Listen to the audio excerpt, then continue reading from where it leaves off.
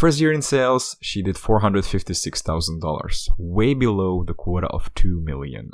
The next year, Véronique Özkaya did $4.5 million in business. Now, what is the secret behind increasing your sales 10x? Hey, my name is Andre, and this video will give you answer to that question. This is episode number 26 of the Localization podcast, where my guest was Véronique Özkaya. This interview is pretty much a masterclass in sales and building customer relationships. If you want to see more of these interviews, please consider subscribing. And before we get into the video, please make sure you wash your hands and stay isolated. Bye. All right, Véronique Özkaya, welcome to the podcast. Did I say your name correctly? Andre. I try to do the French accent. I think you're progressing. You're progressing immensely. Véronique, perfect. Where are you from, if you have this beautiful name?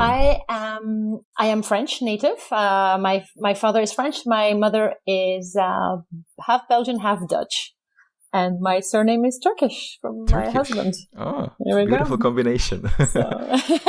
Are you, when you say French, do you mean France or is it possibly Right, so Quebec, I was born Canada?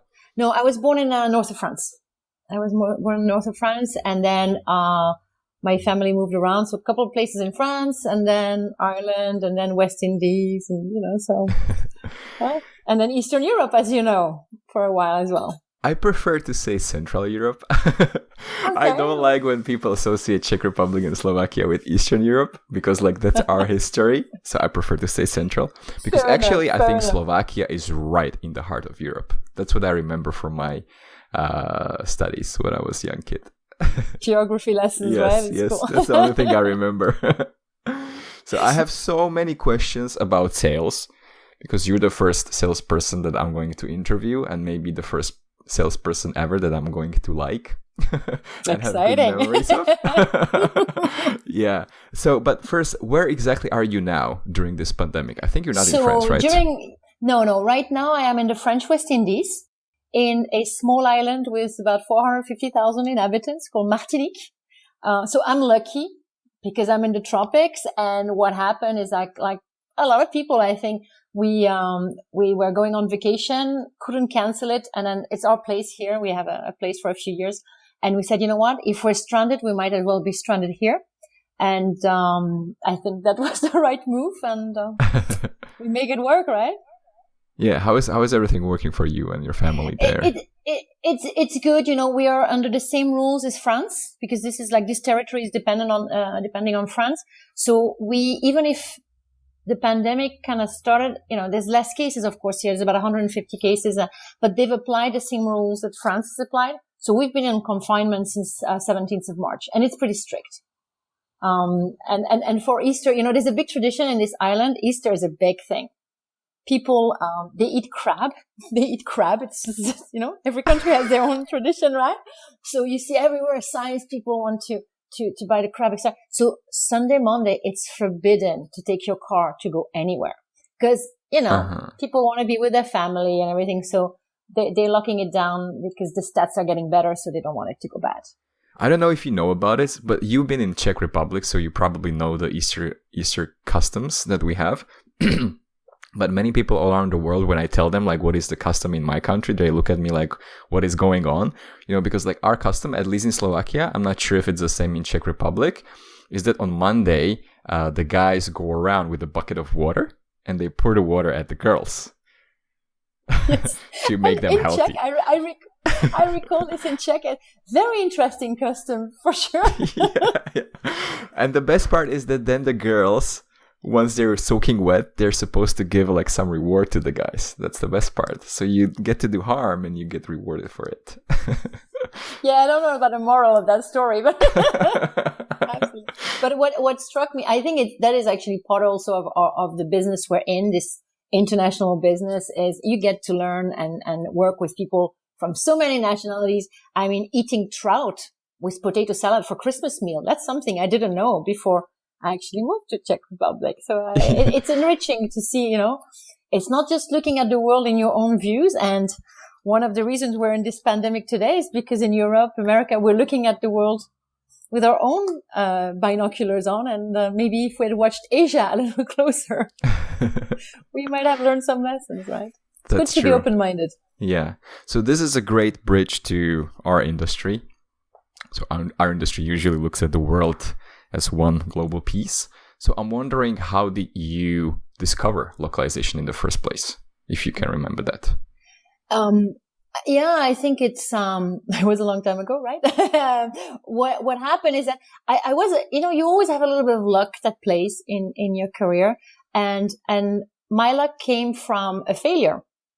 I studied international relations and politics, and I was destined to a career in the diplomatic corps. So in parallel, I had studied languages. So I always liked that, languages and culture. So I spoke decent English and German, and I was interested in that. And I started working in the French embassy in Dublin. That was my first posting. And after a couple of months, I realized this was as boring as it gets for me. I respect many people, embrace this career and love it. And I thought, oh my God, I've studied these years in university for nada. What am I going to do? And I studied, I taught French for a little while, business French. You try and get by and figure out what can you do. And then I saw an ad looking for a French translator. And I thought, worst case scenario, I'll make a little money. So I applied, and I was asked to do a test translation. So some things haven't changed in this business, right? And it was about, I remember it very clearly, it was about computers and peripherals and motherboards and all of that stuff. And I hadn't got a clue. So you got to be resourceful. I called a good friend of mine and I said, I need to learn about computers this weekend. And he said, okay. And he had IT security firm, opened it up on a Sunday, opened up some old computer, showed me. He said, this is what it does. The peripheral goes there and then it goes to the print. Just really basic. Now that I look at it, I had a dictionary to do it. Handed in my test. They took me. They said, hey, you can spell. The grammar is good. You don't understand your topic. We'll teach you that. So it was my first lucky break to get in. And then people. So this lovely lady who hired me, who had faith in me, still my friend today. She got up 2 hours earlier every day for 3 months to teach me what I needed to be, decent at a job of translator. And she traveled across the city every morning, 7 a.m. We were in the office before people would come in, and she would teach me the ropes. And that was, that taught me that when you're lucky enough to come across generous people, that's part of the lucky break. So really, by chance, and then things kind of accelerated quite quickly because that company was a small company. It became Lionbridge. So it was it was a small Irish. Yes, it did. It was a small Irish company. Were they acquired by Lionbridge, or did they form into Lionbridge? So they formed into what happened first is that company got acquired by a network called Inc. There was a Dutch kind of association of companies, and Inc. became Stream International. And one of the VPs at Stream International was Rory Cowan. And Rory Cowan decided to do a management buyout and create Lionbridge. So that was back, 1996. And that was a change moment because from that moment, really, the opportunities really opened up. A larger organization. And I think also a very open-minded organization that gave you a chance. So if you said, I want to do DTP or I want to be a PM, people would help. That was, I think I did in 13 years, 8 different jobs in that organization. So yeah, but when Lionbridge was formed, were you still working as a translator, or did you already make a move? Yeah, I was a senior PM at the time. And I got lucky that I learned different things. So I learned to do translation, to do revision. So the quality aspect. I did DTP. I did software testing in French. I worked with the engineers when they were fixing bugs. So I learned really from the inside. I'm a little bit impatient. So I knew this was not right, but I knew I was learning. Project management, I thought was interesting. It tested my organization skills and forward thinking, what's going to happen if. So when Lionbridge took over, I was in production, and it was, the time of the internet bubble, and I got an outside offer to be a salesperson. I went for the interview for operations manager at a startup, and they said, no, you're a commercial person. And I thought, they are right. Don't get upset you didn't get the job. They're giving you a different avenue. So I resigned from Lionbridge, and the great Rory Cowan called me and said, why are you resigning? And I thought, well, okay, boss. And he said, no, you should do sales if that's what you want to do. And he actually said, there you go. You will do sales in Europe. And I was in charge of solutions around e-support and e-learning. So essentially, if you're a call center, you have loads of people answering, questions on the phone, cost a fortune, right? How can we, with translation services, translate all of the FAQs with machine translation and so on and so forth, and reduce the cost of multilingual support? This had never been done before. We're talking 2000. And I was a total rookie, and boy, the hardest year of my life. Because I at the time, I got a 2-day sales course in the UK, and then I came back, and here's your $2 million quota. It was hard because I didn't know what I was doing, and I didn't have a mentor. Mm-hmm. I had a couple like of bosses you had before over, when you were starting as a translator, right? None. And I did not have that in sales. So I knew roughly the methodology to follow, but I didn't know who should I go after, where do I start, and so on. Yeah, before we get into, I'm also curious because you mentioned that you were interviewing for this different company before Lionbridge came and said, hey, if you want to be sales, be sales. So you said that during that interview, that person told you that you are a commercial person. So why do you think he saw that in you? What are the things that you can see in people that they have talent for sales? I think the number one thing was really looking at things like business, not just like a function, being sales or operation. It's really kind of looking at a business in a whole. And the questions I was asking during that interview at the startup was really about their strategy and where they were headed and what was their differentiation and all of these things. So I think that first of all, you need to look at things kind of as a whole and as a business. Second thing, willingness to learn every single day.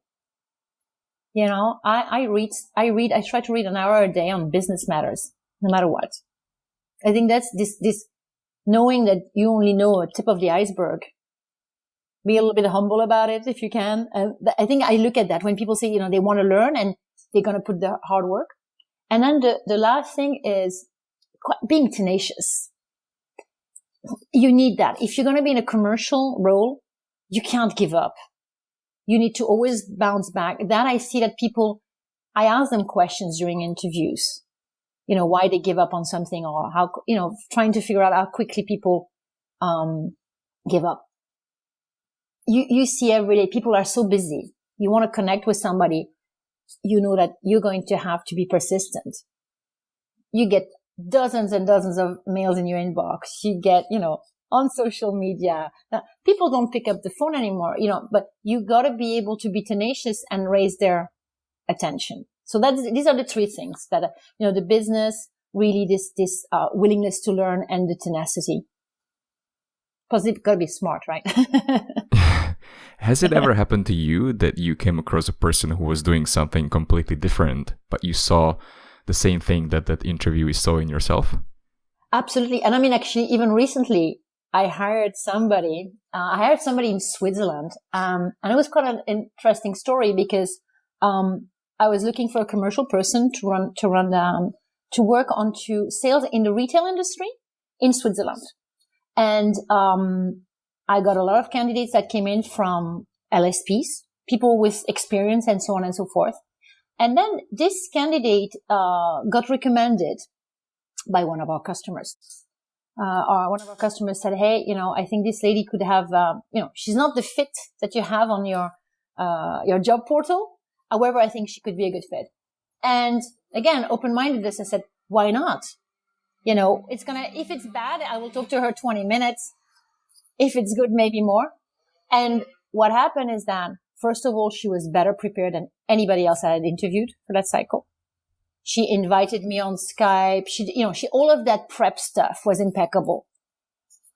She didn't know the business so much, but you could tell that the business acumen was there. She was asking the right questions, right?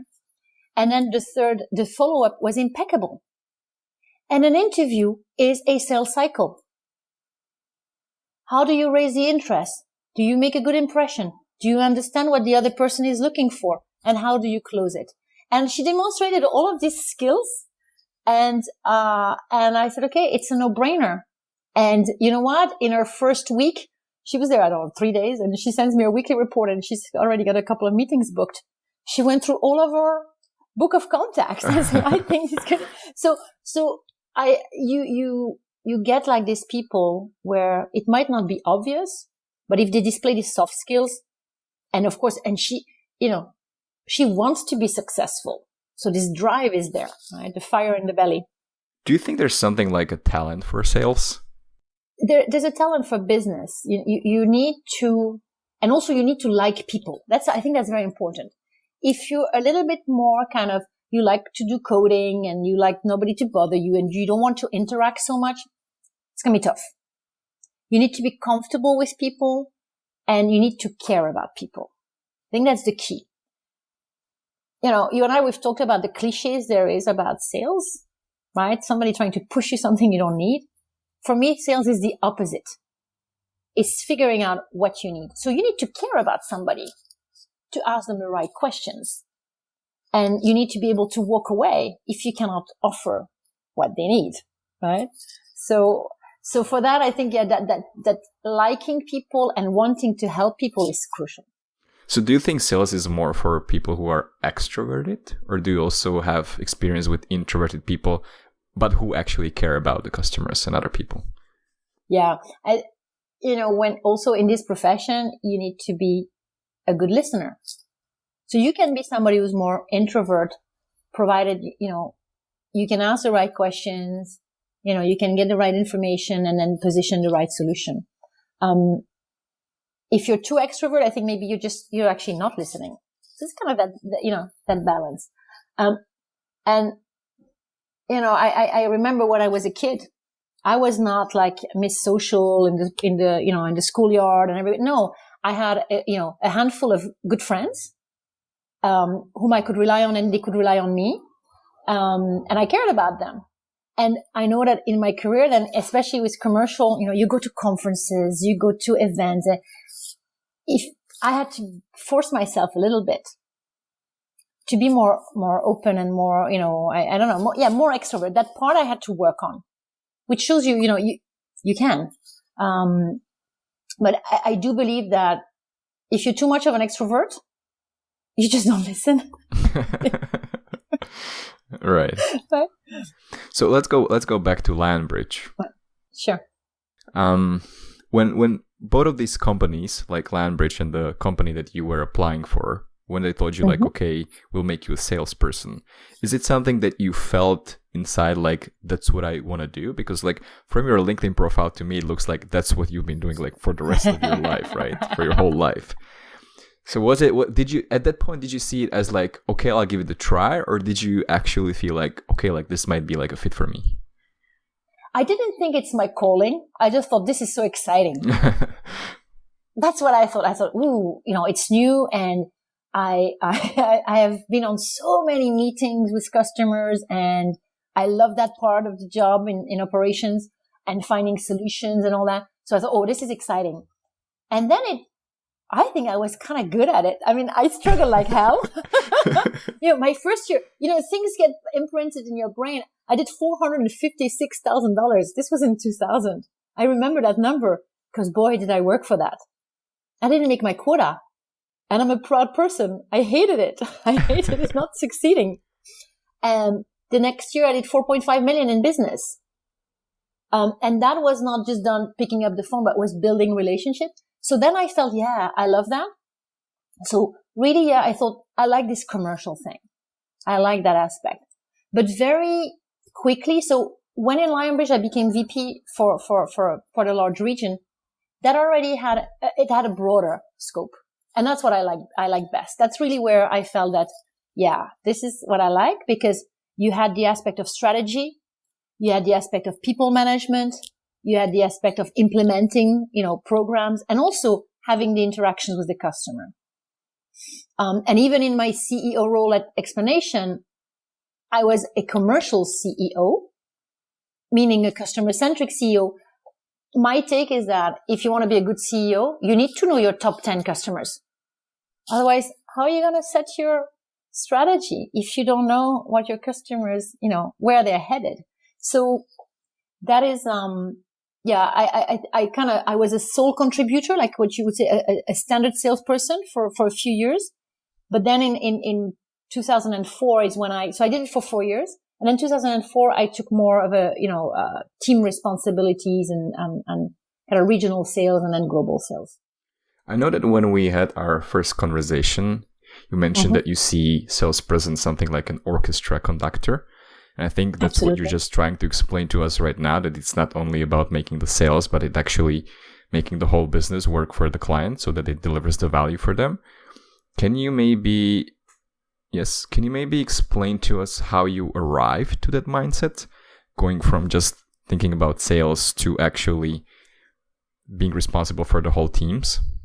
I think what happened is I understood very quickly that you don't sell in isolation.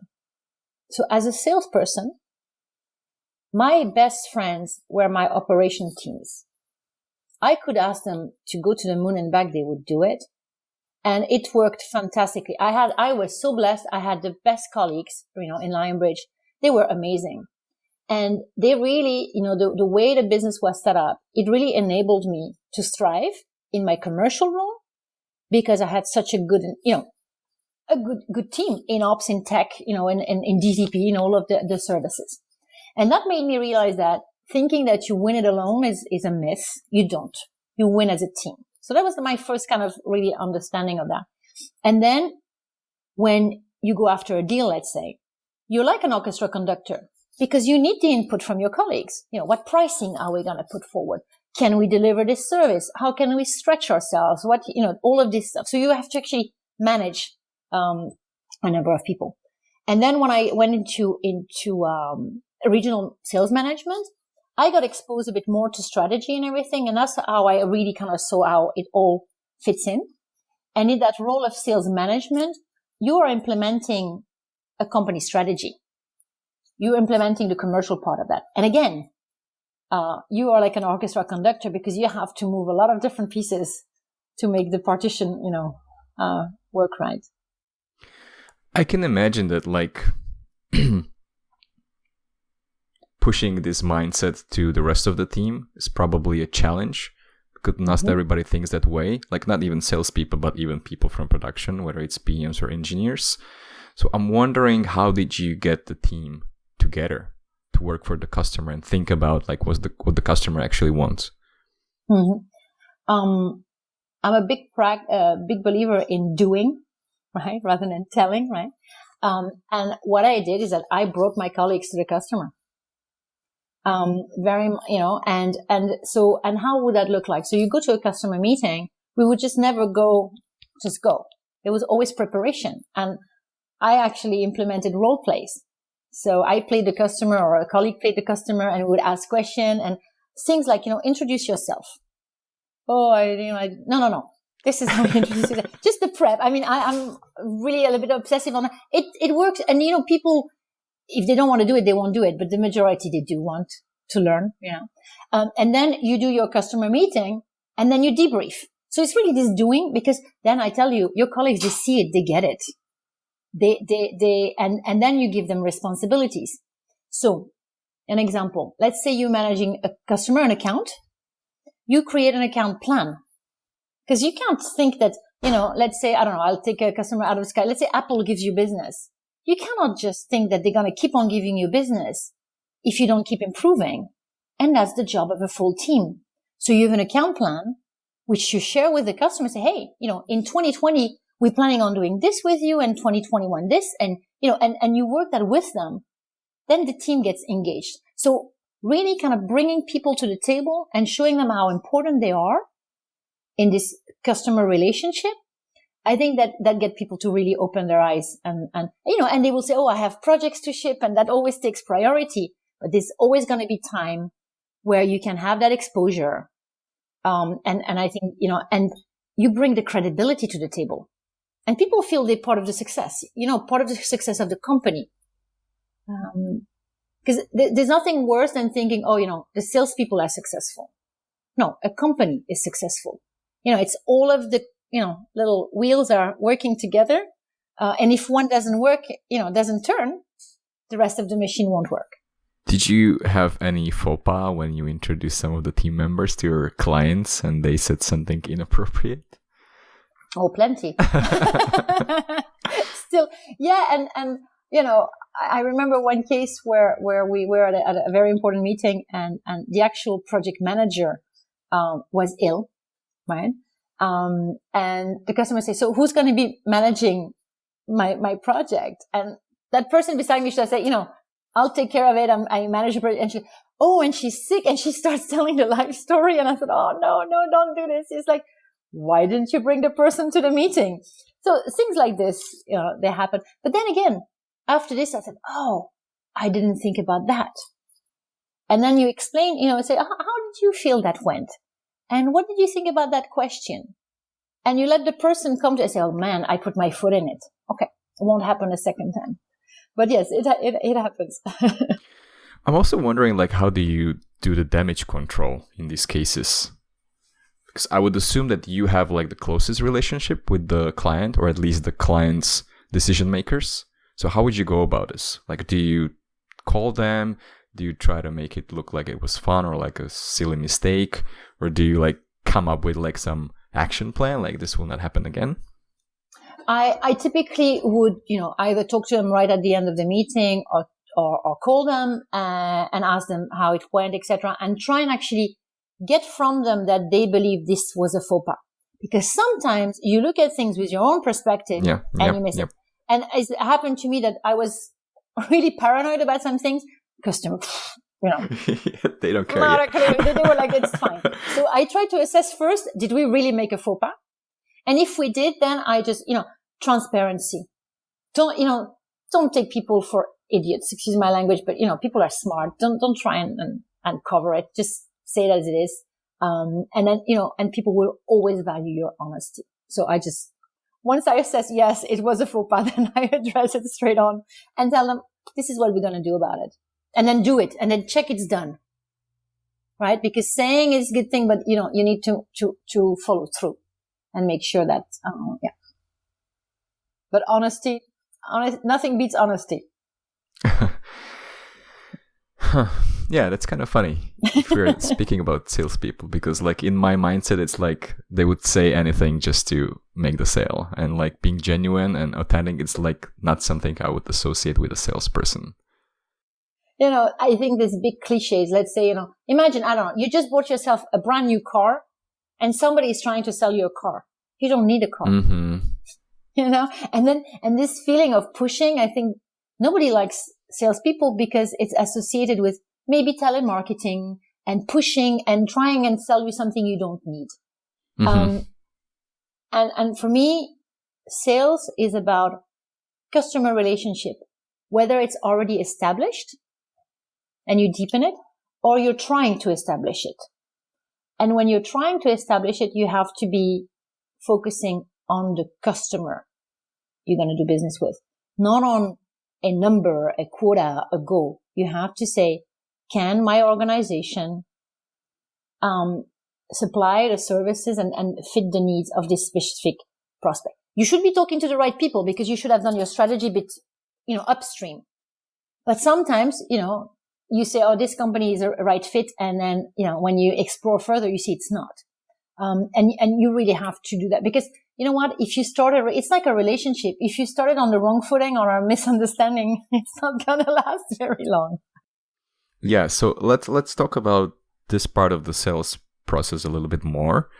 I think it's called prospecting, right? That's basically selecting who you want to sell to and who you want to establish the relationship with. So you mentioned a couple of times that kind of like the mindset or like the notion is that salespeople are pushy. They just want to force you to buy something. Well, instead, it should be learning about the customer and their needs and seeing if there's a fit. So I'm wondering how, if you have a new prospect, how do you find out that they actually have a need for what you have? Right. So it starts from the strategy and defining, what you play in.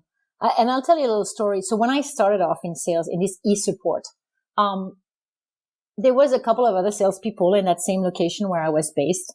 And I remember I asked one gentleman, he was a sales guy, can you give me some tips on how to prospect? And then he made this gesture of a machine gun and he goes, ta ta ta ta ta ta. You just shoot as many as you can. And I was there this week and I looked at him and I thought, that just doesn't sound right. I just thought this is the opposite of what I'm thinking. Why? And he was not very successful in the end. Let me tell you that much, right? And I thought, no. I need to be selective. So I think that's the first thing is your focus. So and we're talking new business here, how to go prospecting. So what are the companies? If your company, let's say, specializes in life science, it's straightforward. What do you do in life science? Medical device? Is it clinical trials? Is it pharma? Is it biotech? And then you identify the companies that your company should be a good fit for. So how big is the company? How much international business do they do? What kind of products do they sell? How do they buy the translation services? Because you have some companies, they're completely decentralized. So are you willing to go after product managers in 50 countries to do the business? Or are you better set up, when you have maybe one group, a localization team or let's say a localization program enabled by procurement or, purchasers. So you need to just find that fit. So the size of the organization, where they play, how they're set up, and also trying to understand maybe what they're doing today. Where are they today?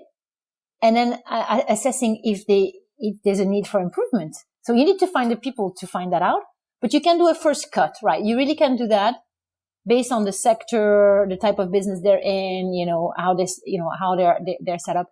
And typically I say to my salespeople, don't have a list of 2,000 companies. That's not focus, right? My preference has always been to have actually some market research done by the marketing team, because these guys know what they're doing. And kind of say, hey, based on the strategy of the company, and they create the initial lists. And then it gets attributed to the different salespeople. So starting it kind of centrally, if you know what I mean. Yes. That gets you thinking. Yes, because you start from what is the strategy of the company that you do business for. But how exactly do you learn if your potential targets actually need you? For example, let's talk about Autodesk. Autodesk has their dedicated vendors. They've been using them for a couple of years. And let's say that Autodesk comes up in your list of potential targets. How do you know that they are looking or will be looking or will have the need for another supplier so that you don't waste time with them? Right. Well, you get to talk to them and you figure that out. Really, a company typically doesn't change its setup unless there's a pain or an opportunity. So in the case of the company you mentioned, maybe they have issues with a supplier and that might be, they might be looking to replace. You call them and you talk to them and you understand and you find, usually it's kind of easy, I would say, because you have localization managers. You ask them questions and sometimes it's not a pain, it's an opportunity. They might open up, markets where you're very strong and they feel that their current, suppliers are not best positioned to serve that. So either you have a pain or an opportunity. You don't find that out by reading the news. You have to talk to people, right? You have to network. There's no other way around that. Yes, but that's my question, because from your saying, it sounds like it's super easy, just call that person. It's not. It's not. So how exactly would you go about this? Let's say there's a new potential customer for you. How do you establish that contact so that they at least pick up the phone and you can ask them these questions? Why would they be even interested in talking to you in the first place? My first, if I'm doing it myself, my first thing is to figure out who knows that person in my network. So my first protocol is always referral. Do I know somebody who knows somebody, who can just recommend to talk to me, right? So that's also why you should have a good reputation in this business. You don't want to be the one to say, oh no, I don't talk to her. So that's the first is referral. And the second, you go direct. I mean, today we're kind of lucky. We have tools like LinkedIn, and then of course, if you're not going to be able to talk to that person, whatever message you send needs to be interesting enough that they will want to talk to you. And that's hard. It's hard. My big advice there is that be simple. Don't blah, blah, just be straightforward. And, people don't have time. And some will ignore you. Some will say, no, not interested or whatever. And you would be surprised the number of say, you know what, let's schedule a call. And don't take people's time. When you schedule a call, say, hey, 10 minutes kind of first conversation. Don't set an hour. So things like this and then you ask some question and you see it's going to click or not. You'll know pretty quickly. Usually when people take your call, there's two reasons. There's a pain or an opportunity. Otherwise they don't, people don't have the time to just entertain, suppliers. I used to have this really nice customer, camera maker back in the early 2000s. And they used to say each time they would go to Lock World, the following week would be nightmare because they would get 10 calls a day from suppliers, And I said, okay, so what makes you entertain the call, right? And this gentleman said to me, they ask me questions. They don't go say, hey, my name is, and I'm selling this and I'm doing it. So they ask me questions. And I may not have a need, but the fact that they're asking questions means that their philosophy is right. So I might keep their name for a later stage. Right? What if during this first phone conversation you find out that they're not looking for anything? Would you still keep in touch with them? Yes, absolutely. If you think it's a good fit, maybe that first phone call you realize, okay, this is not gonna be, this is not the right fit. But if you think, yes, there is, and it's really a matter of time, sometimes it can take 3, 4, 5 years before the stars align. But if that's the case, yes. And then not just kind of getting in touch, say, hey, hi, how's it going? Sometimes you do that, but also from that conversation, you will find out what they're interested in. And maybe you direct them to some content that's relevant. If somebody is in life science and you had a conversation about the new MDR directive, well, perhaps you can point them to resources that will be interesting for their job. You add value, and again, you have to be genuine about that. Is that it might bring business, it might not. What's wrong in helping somebody who said, look at this, maybe that will be helpful. That's a good point. I'm just wondering if you ever recommended a competitor to your potential customer because you thought that they can do a better job for them. I did. Yes, I did a few times. Cases where maybe like the customer was kind of too small and I thought my organization was not best set for their requirements, right? So I've suggested them like a regional SP or even freelance translators because I thought, okay, they only have a few bits and pieces to do. So that definitely. Or else if the service, sometimes customers are looking for a service and with the best of intentions, you will not be able to set that up for them, then, recommend a competitor. What goes around comes around. Yeah, it's not a huge, industry. People know each other, right? Everybody tries to do their best to do business. So, yeah, absolutely. Yeah.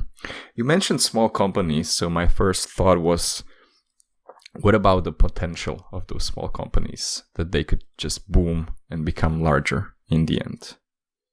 Yeah, I worked in very different environments, and each time the choice was kind of driven by the challenge. So Lionbridge, when I got there, I mean, it was a little startup.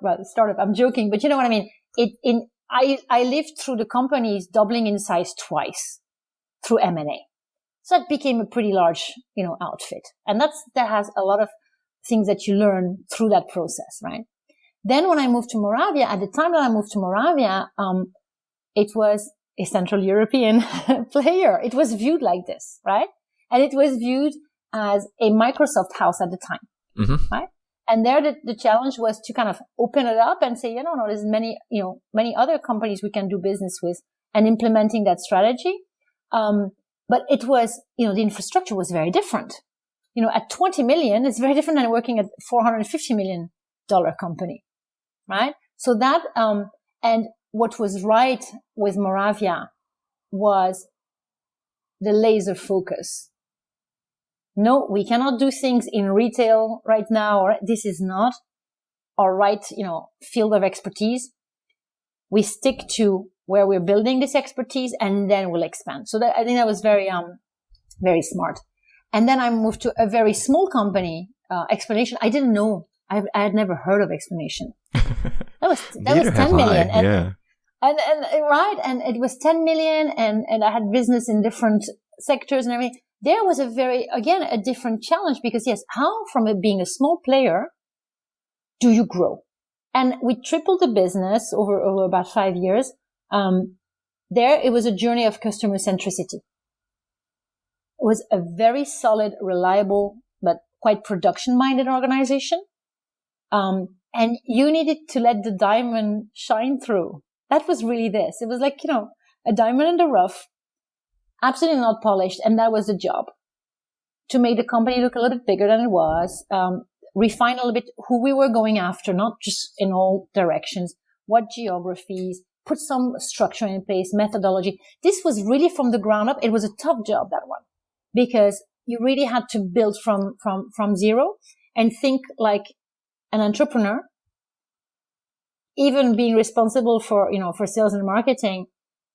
I was part of the senior management team. So you really have to weigh in on the decisions around technology, around go-to-market and all that stuff. So that was a kind of a different, I think in that team, we felt more like the 3-4 entrepreneurs in the management team getting this company so different environment, and also you need to develop different skill set, because the infrastructure is not in place.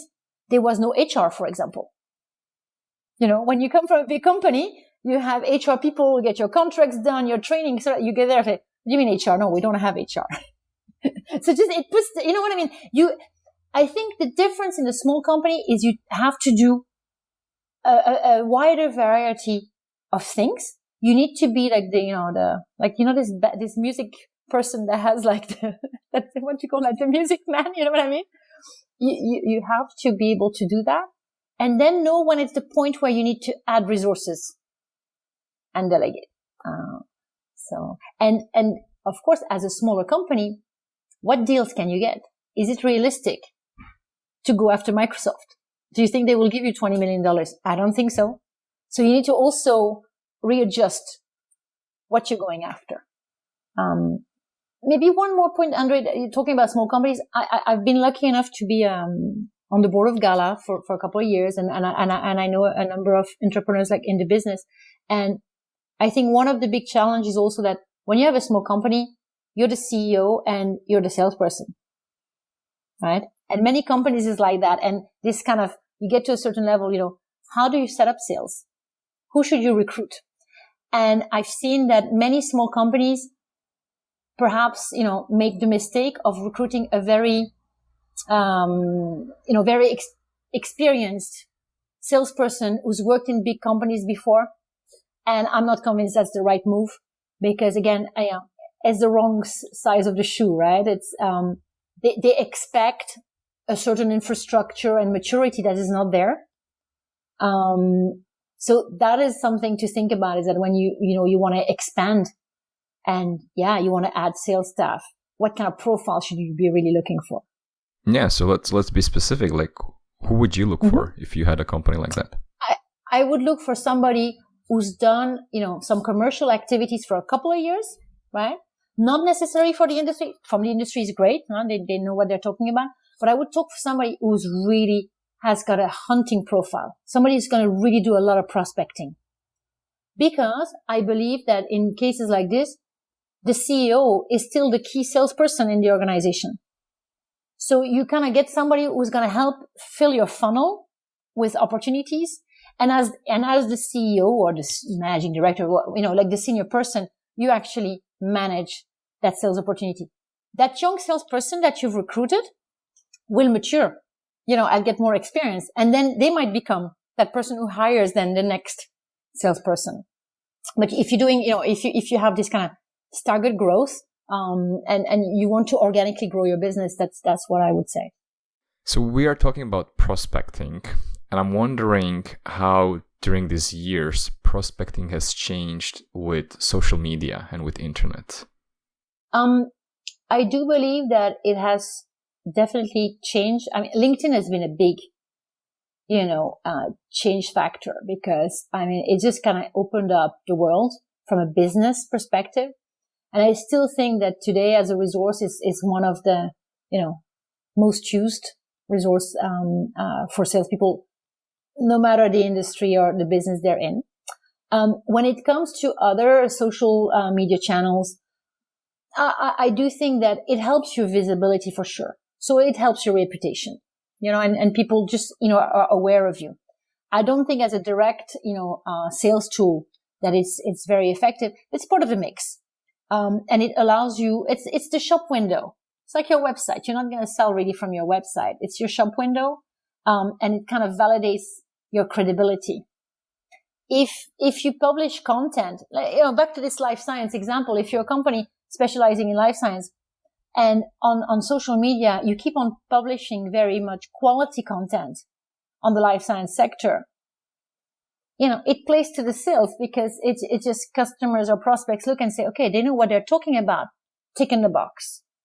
So I think this is really been, you've had a website for a long, long time. It's just added to the tool of, the marketing toolbox. Yeah, but what I meant was more like you using social media to kind of like stalk your potential targets and like seeing like, for example, like what are their interests on Facebook so that you can use that in your conversation. Is that something that's happening or no? I'm sure it happens. I don't do that. Okay.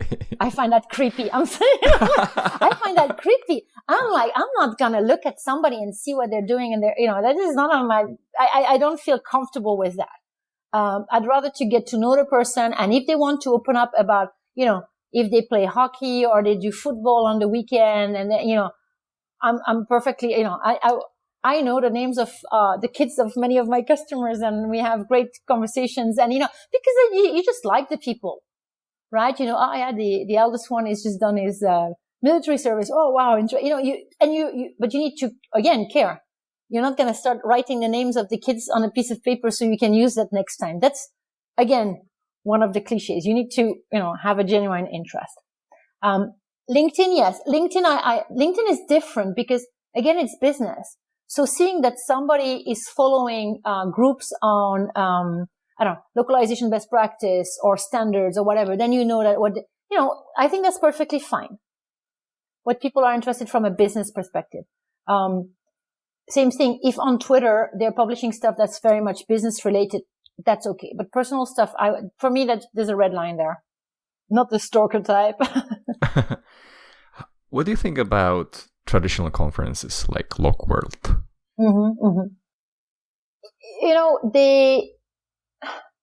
They've been like the industry. There's not been that many kind of industry events of that magnitude. I do think they serve a purpose. And it's back to, is it the right thing for your business? I think for many companies, event A is a good fit, but event B is not. So what's important is to get some return from these events.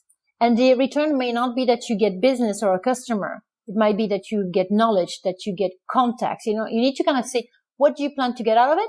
And is it worth the money for sending somebody? And a sign for not going to an event, that if you go and you found you've learned nothing. I think that tells you that, okay, not a good fit. And it's going to be tough. It's going to be tough this year, for events. Yeah, right? yeah. I think that's going to be interesting. Actually, it's going to generate a whole alternative, for people, because people are thirsty for knowledge. People are thirsty for improvement. So I will be curious to see actually how a lot of these outfits kind of reinvent themselves in times of pandemic. That's going to be something to watch. I do have a question about it later. But for now, I'm still curious about building the relationship with new people. And this might be a question which is similar like the stalking question. So I remember one episode of Suits. Do you know Suits? It's the Yes, TV show. absolutely. Okay. Yeah. So Yes. I think it was when Mike was closing his first client, Mm-hmm. and this client was like a CEO of like some startup, so like young, cool guy. And they said that, what was his name? I think Louis, the older guy, that he cannot close him because he's just like too old and not cool for him. So that's why they sent Mike, and they bonded over marijuana. So I'm wondering if you think that kind of like a certain personality type, or like based on like what you do, like how you live your life, could be like a better way to build a relationship with someone that maybe somebody cannot get there because they are just not that person. There's a point to that. And if you look at, how you sell a sales team, let's say you sell in France. Why do you hire a French person? Because the likelihood of that French person getting on with a French customer is much higher. It's just to do with, in general, and I'm being very general here, people tend to get closer to people they can relate with, right? Whether it's by language, culture, things, I think that when in the US, let's say, people will talk about the game on Sunday. They will talk about the Super Bowl. They will, and that creates a link. So I think this is important. When it comes to your personality, there are people with whom you'll never get on, like in life. And you have to, I'll tell you, I like to kind of pepper this with anecdotes because it's very telling. I remember a couple of years back, we were trying to get this customer in Belgium, right? And I went to the meeting with the salesperson. So she was reporting to me, right? And I was her boss and I was going with her. We prepped for the meeting. We went to the meeting. It went very well, but the meeting was in English because my Dutch is not good enough for business setting. Okay. But I could tell that the two ladies from the customer side, they kept on reverting to Dutch and talking to my salesperson and, but they were speaking it. They were very nice and they were super nice, but I just thought back. I said, hold on a second here. They're in Antwerp in Belgium. It's Flemish part. They speak Dutch. I could tell they clicked with the salesperson and they were joking in the corridor and everything. And then so we were pre-selected. So we had a final meeting to do. And the salesperson comes to me and says, okay, we're preparing for the next meeting. I said, yeah, I'm not going. And she said, what do you mean you're not going? But I will not be able to close it. You got to come. How are we going to close this? I need you there. I said, no. I said, I'm not the good fit for them. And I said, we're going to ask a colleague. He was the CFO. I said, he's going to go. He's not a sales guy. Huh? He was the CFO. And she goes, we're going to send the CFO. I said, yeah, he's from Antwerp. He's financial. This company is actually dealing with payroll and stuff like this. So this is the right thing too. And he's very, and he's a really nice, he knows the business. I said, we'll prep him. So we actually pulled him in, prepped him for the meeting. I said, okay, in 2 days time, you're going to Antwerp to close this business. And you know what? They closed the business. And that's to the fit, and you have to put your ego aside. It doesn't matter. The team will win it, but put the right people in front of the customer. And you know what? They built a fantastic relationship. And I never forgot that the first business review, customer said, we have never experienced service like this. Your team is amazing. There you go. Happy customer, business developed.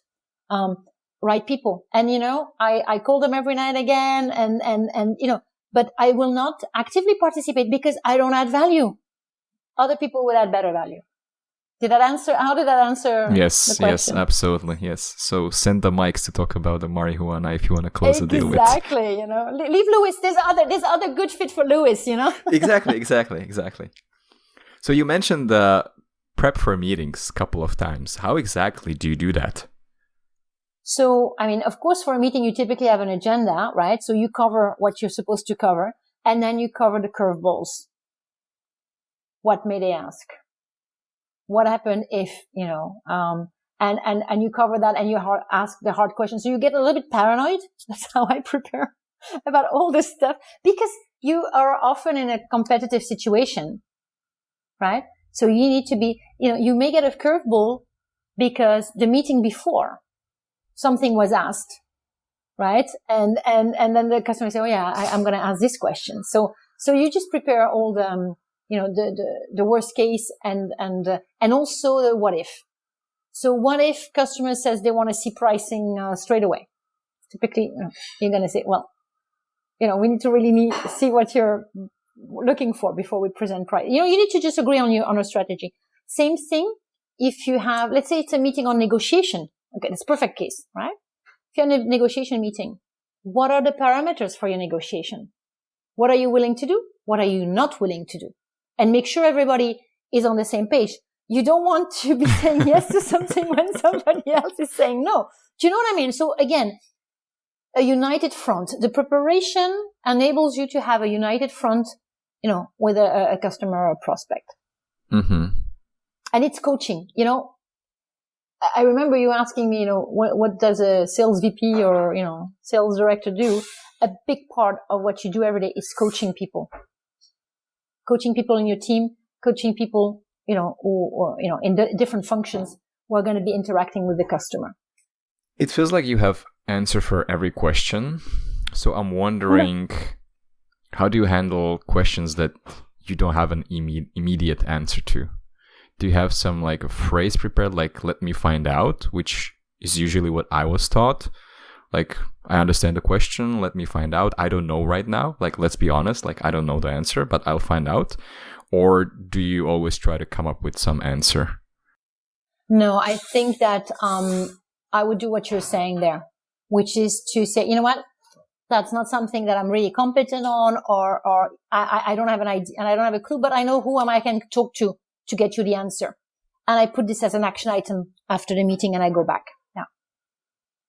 Yeah. Don't try and make it up. It's very visible, and two, it always bites you back. True. Okay. You mentioned pandemic. So yes. In your LinkedIn profile, it says that you grew revenues. I think this was during Moravia through the 2008 and 2009 global financial crisis.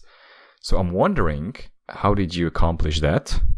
So, at the time, there was a global recession, and we actually saw it with a lot of our tech customers in the Silicon Valley. I mean, some of them were closing shop for a week out of 4, and we did see a slowdown. There was an element of luck. Let's not underestimate that, because there was a diversification in the portfolio. We were not, for example, all focused on financial customers. Some companies like CLS at the time really took a big hit because the majority of their customers were banks. So we had an element of luck in the fact that our portfolio was somewhat resilient. But what we did is that we actually shifted the strategy. We did a couple of things, financial. So with foreign exchange, different things that were going on that we just had to adapt our financial strategy. And then from a commercial perspective, we really put on the heat on the salespeople to develop the funnel much more and to open up, we actually went after more companies during that time. And that actually, that was a blessing in disguise because it got us into other sectors. So what we did is that we developed life science much more. And we started also going into more, I would say, like kind of retail e-commerce type of companies. So we opened up our horizon, not just tech companies, and that actually bore fruit. So we're, but we were quick because we had actually at the time, I remember the lady working for me in sales in the US, she saw it coming. And she was like, we kind of saw this in Europe after US, right? If you remember at the time, it hit US first, with, some of the financial operators just, crashing down. And that lady, she had worked in the financial sector. And I remember she called me, she said, huge problem. She said, this is just going to snowball. And I think Moravia was smart enough at the time to take this seriously, this warning from this lady, and say, you know what? And then we reshaped our, we were quite nimble in doing things then. Yeah. So it's kind of like happening right now, right? Like things are changing. What do you think is the opportunity right now for localization companies? If like a lot of things are moving like to online and people working from home. Right. To me, there's two opportunities. There's short-term opportunities and longer-term opportunities. Short-term opportunities, everybody's going to say, talk to the manufacturers of masks and respirators and hair dye because everybody's stuck at home and has to dye their own hair. And, stuff like you have lists of, let's say, businesses that are kind of growing by X percentage in this economy, right? Some of it, you might already be in that business and you develop it further, or you might want to veer your business. I think going further, and it's a crystal ball for a lot of people, what will happen in 6 months, 9 months? I think we're going to hit a recession. And I'm not a pessimistic person. I tend to be more realist and sometimes a little bit optimistic, but look at the facts. I think we're in for a really tough time, going forward. But, on the upside, it's going to change how we look at doing business. I do think that when it comes to communication, when it comes to technology, there's going to be winners out there, and it's going to change, how we operate. Look at, I'm sure Zoom has increased his, his adopters by 100-fold or something. But I do think that I find it harder to kind of predict further than that. I think we're very much in the early days. What I'm doing is that I'm watching China. I'm watching Asia now and saying, what are these guys doing? I'm watching those indicators. I also look at how they dealt with the crisis versus we are in Europe or we are in the Americas. I think that discipline in this pandemic is a big key. And some countries are more disciplined than others. And I think they will emerge out of this faster. But what will the economy be like in 6 to 9 months? I think we're in for a tough ride. And everybody's going to be looking for who's striving, but we're going to hit a dip for a while. In localization, we've kind of been lucky, right? Because we deal with international business. So if one country, when the US in the crisis was not doing well on the domestic market, they had all the other markets to develop. I mean, that was also part of the 2008, 2009 it was the only industry really that kept on growing in these times, or at least, stayed at a pace. So I do think that that's still going to be the savior in this business. But, if your portfolio of customers is airlines and retail and tourism, I would say diversify quick, because that's going to take a while before it picks up again. So does it mean from the sales perspective, you would go on offense rather than defense? Absolutely. You need to do both, right? It's a bit like a football match, right? You need to attack and put some goals, but you need to also protect, your goalkeeper. And I think that this is a super point, Andre, because one thing that's often forgotten is your existing customers, right? And it's fantastic to win new business, but your bread and butter and your relationships are with your existing customers. And today, what I'm saying to the teams is that how do we keep on adding value to our customers? How do we help them? I think a lot will come back and they will have budget crunch, etc. How do we help them? How can we, with technology, be more efficient? How can we be a little bit creative? So that to me is also a key through this period, is to really have your teams tuned in with your customers, understanding what's happening in their business, and be realistic. If your customer is a big hotel chain, don't dream. It's going to take a while before they pick up, but there's still going to be some content there. How do you help them? And maybe you need to be a little bit more creative from a pricing perspective. You're going to have to be flexible. But that aspect of your existing business, when you're saying defense, I think is that there's opportunity in that. And, your existing customers are somebody else's prospects. Never forget that, right? Somebody's going after your existing customer, right? It's on their list. So that's super important. Okay. We talked a little bit about Moravia. Mm-hmm. I remember when I was working there, I think Moravia was the first Czech company that set up an office in Japan. So I'm wondering, when do you, from the business perspective, think that a company needs to create a local office somewhere? Mm-hmm. It's typically really customer driven. If you are going to work on a lot of programs with, let's say, that Asian or Japanese language component, and you see maybe you're struggling, maybe using an outsource model doesn't work, it may warrant then that you open an office. The driver may be different. It might be that you want to open another location for productivity perspective. It can have various reasons. I would always say that you got to listen to the voice of the customer. And Moravia was very interesting that way. They had a very good office in Argentina, in Rosario. and was doing a very nice job, dealing with the American customers. It was not enough at the time. And when I say it was not enough, customers were asking for local presence. Customers wanted program manager, in the valley, in Silicon Valley. And you got to be open to that and say, okay, if we do that, how are we going to get our return? Because it's expensive to do these different setups, right? And by being very attentive to the customer, I think that was one of the keys to success for Moravia, and to actually make this happen, and it worked. So it's really listening, asking the right questions again to your customers, and then of course you do your maths. You see does it going to make sense for the business? Customer says, "Oh, I would like you to be in Groenland." Okay, that's nice, but what's the value in that? I mean, it has to be balanced. Okay, so in Moravia, mm-hmm. according to your profile, you were the chief sales and marketing officer. And I think this is the first time that you had this marketing in your title. So I'm wondering, how do you transfer the knowledge that you have from sales into marketing? Did you have to learn something? Right. What is the interaction between sales and marketing? So in that specific case, my luck was that I studied a bit marketing. So I did marketing and public relations for a couple of years. Right? So I had a little bit of a veneer. It doesn't mean that I was a marketeer, but at least I had an understanding, right? And then, like with everything, you have to, in your team, have experts, have great people. So how do you spot that talent? Moravia, I was blessed. They had a great marketing team. They had a gentleman, Libor Safar was, yes. Yeah, right. Superstar. So, when you have a team that's very talented already, it makes it easier.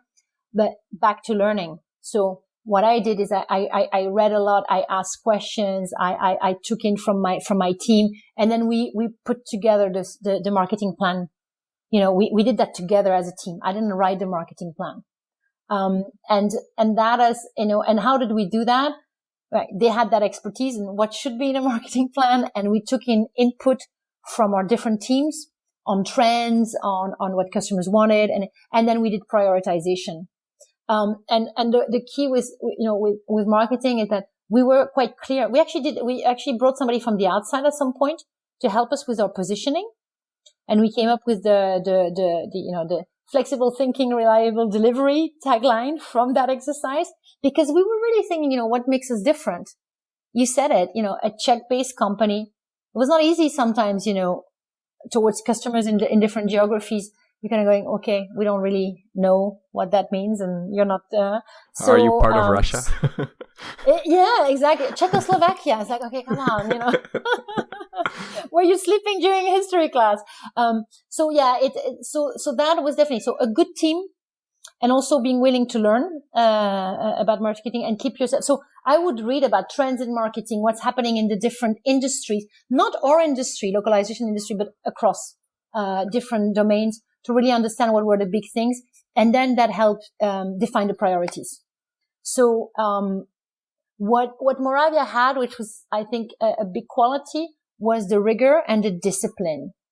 That Lionbridge for me was a little bit more not happy-go-lucky. That sounds negative, but more, a little bit, yes, let's get to it. The great entrepreneurial spirit. So that was really the plus side. Sometimes a little messy, where Moravia was very much process driven, and you had to bring in some messiness into it to make it more fun, right? And with the marketing, we wanted this image, the reliability, but we had to bring the flexible angle, because we were not seen as a company, that was able to go from A to C by going maybe to B or maybe somewhere else. It was really, no, you go from A to B perfectly. And then the marketing,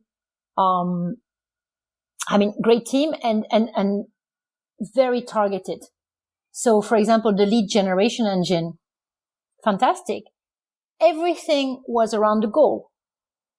What content do we produce? What webinars do we run? What events do we go to? All of this really tied into it. And you know what? That translated into qualified leads. And then, of course, the salespeople were happy, because that top of the funnel activity marketing was doing a lot of heavy lifting. So do you think at that time that was the main purpose of marketing, to drive the leads? Or was it also about brand awareness? It was more about brand awareness at the time. And I think the fact that to bundle the sales and marketing actually gave it more of that kind of lead generation engine. And my philosophy was, you're there to help us do business. Every team in the organization is there to drive the business. There's no point in having a fantastic shop window if there's nothing in the shop, right? Right? You need to grow a company. So marketing understood that very quickly. And also understood that all of the activities led to business. This brand visibility, yes, it's fun to do that kind of stuff, but what's the purpose? And I think that because the team understood where it all converged, it worked.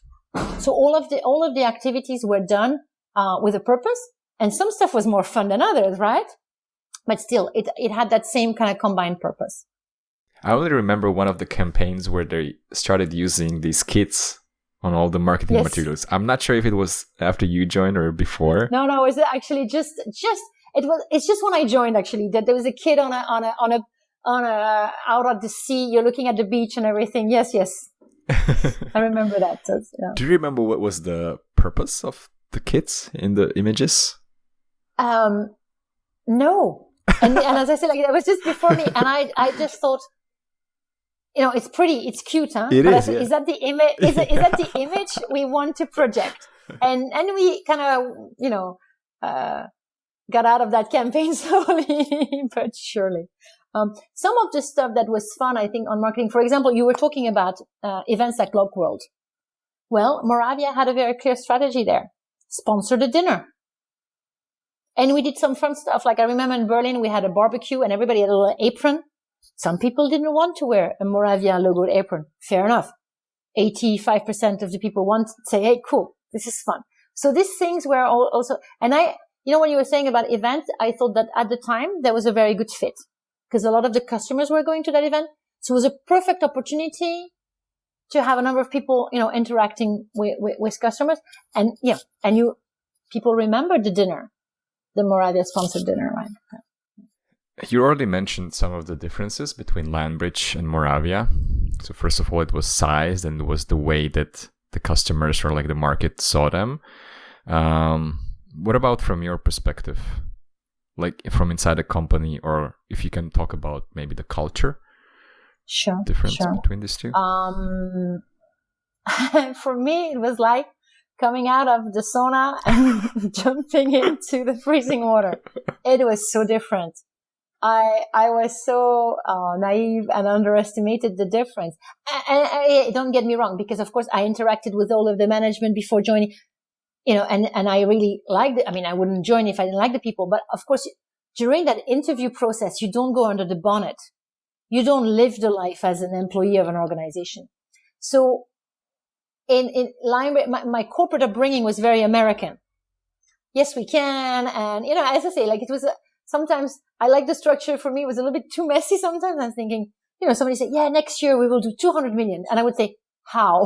And I'm like, where's the plan? And I would say, no, there is no plan. We just do it. Right. So, and then I think in Moravia, what struck me was, that discipline and that focus on process, perhaps a little bit too much, a little bit too rigid. That's, so the focus was really on doing things right from A to B, right? And everybody played their role. And I saw this as a great asset to have in a company. That's the fact that you're very reliable and you know what you're doing. However, sometimes not to the detriment, but sometimes not in a customer-centric way. Oh no, this is not possible. We cannot deliver that tomorrow. How do you go from that to, okay, let me think what we can do. I don't think that's going to be possible, but this is what I can offer. And that's really a mindset change. This was the main thing, is that how to actually be more customer-centric, not just the salespeople. We had the challenge that the majority of the sales team was in America. American people doing business in America. Great fit. The majority of the production was in Czech Republic. with a European mindset. And also, as functions, sales, you're supposed to bring in business, operations, you produce that business. You're not necessarily incentivized to grow the business. You need to produce it and get it out the door. So it was about breaking that and seeing, how do we get people to, to be much more about the customers. And you could tell sometimes the salespeople were getting frustrated with the no, it's not possible. So it was really this program to see, how do we change the behavior? And it took time. And you know what? It comes from the top. It comes from the top. And I was very blessed that my colleagues in the management team, they evolved the way they were working. They evolved their communication style. They evolved how they discussed expectations with their teams. It took time, but you could see that there was open-mindedness. And I think that was really what made Moravia that great company. That realizing that, okay, we need to evolve. We've done very well. We need to change how we be. And you know what? I brought a lot of my colleagues from Czech Republic to America, to the customers. And same process, prepare, do the meeting, and then debrief. And then you go, okay, now I've had some fun episode where with the CEO, we would work on, what would he say the next day at this big meeting with the customer? Are you talking about Tomáš? What should be the key? Yes, absolutely. What should be the key points? And he was also very like this, open to, how do we do this better? And that was also why they brought me in from Lionbridge. They wanted that knowledge from the bigger companies. So that's, it took a while, it really took 3-4 years for things to change. Smart hires along the way. But you could tell then the behavior changed. And the last thing that happened to make this work was organizational change. So the structure changed from functional to kind of business unit. And it was a big learning. It was like, sometimes the people are not the problem. The way a business is structured is the issue. So how do you align that? Production people, well, if you incentivize them on the growth of the business, maybe you're going to get a different behavior. So that was the kind of the I would say the mechanical piece at the end to say, okay, we've done things in a certain way, but if we changed our structure and we incentivize people differently, we're going to get different results. Yeah. That's what I just wanted to ask. Like, if you also collaborated with HR on making this mindset shift. Absolutely. Mm-hmm. Absolutely. And that was key because, it's not just HR for me is not just the talent recruitment and the governance stuff. It's really also the ongoing development of your talent. It's talent management. And they were key in that. And sometimes, a little bit kind of saying, oh my God, you're asking for a lot of changes. But if you don't change stuff, you end up just in a rut. So key to that change. Yeah. Okay. You mentioned Explanation a couple of times. Mm-hmm. I think you said it was a smaller company. I think this is the first time, at least according to your profile, that you were a CEO of the company. Mm-hmm. Mm-hmm. So I'm wondering, how did your day changed as a CEO? Right. Mm-hmm. So my day changed concretely in kind of increasing the breath, right? I think that's a good summary of that, where, not suddenly, but I had to take way more decisions in the areas of finance and HR and tech. It was not a difficult transition because I was already part of the senior management team. And we were blessed with a CEO at Explanation who was, I would call him a democratic CEO in his leadership style. So he was very much a person, who would ask people's opinion. Decisions were made collectively. So having that involvement for already, 4 years made the transition, much easier. And so the breath was the first thing. And I think the second thing is, for me was,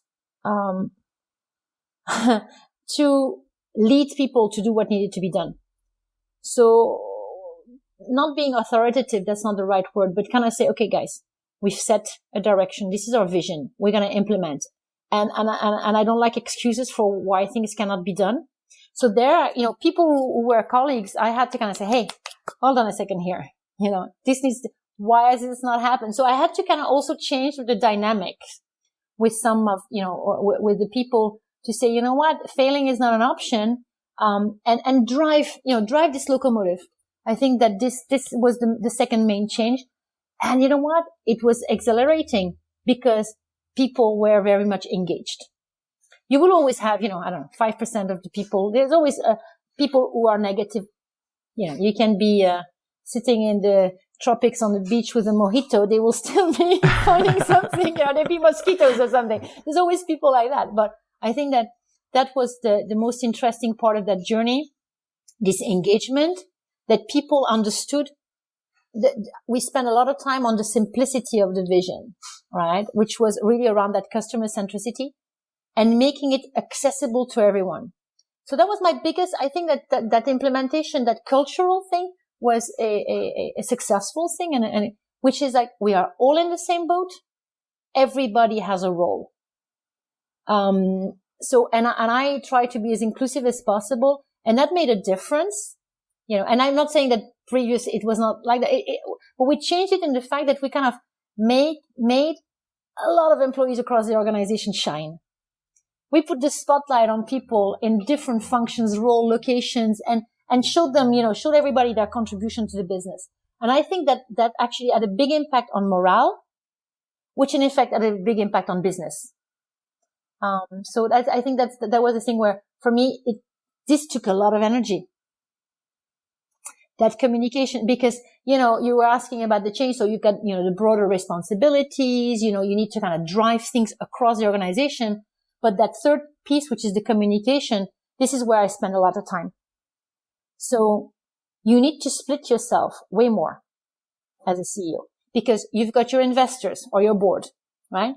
You've got your customers. Never forget, you should be, you should be accessible to your customers, and you've got your employees. So how do you divide your time and attention in the right amount with this red line of communication all the time? When you don't communicate, people think the worst. When you over communicate, they don't open the email. You got to find this balance. But this communication was where, I spent quite or stakeholder management, I would say. I'm still curious what you do about those 5% people who are just simply not on board with the vision. Well, you've got two types. You've got the ones who are just negative, and provided they don't just tell everybody about their negativity, you can kind of live with them. And then you have a small percentage where, you don't want them in your organization because it's like the rot on the apple, and you see, what is their contribution? What maybe also sometimes people should be in a different role. That might be. So you never kind of go and say, oh, they're negative, we don't want them in the organization. You try and figure it out. Sometimes it just, it's personality driven. But I think every organization has that. Most important is that people understand that you're listening. So how do you measure the engagement? You see it, like, for example, I used to do this monthly CEO letter. And, in addition to, maybe, like Zoom meetings, etc., the opening rate was super high. And that's a very good indicator. If you have a 98% opening rate, you go, okay, people are interested. So there are ways of kind of measuring this kind of engagement.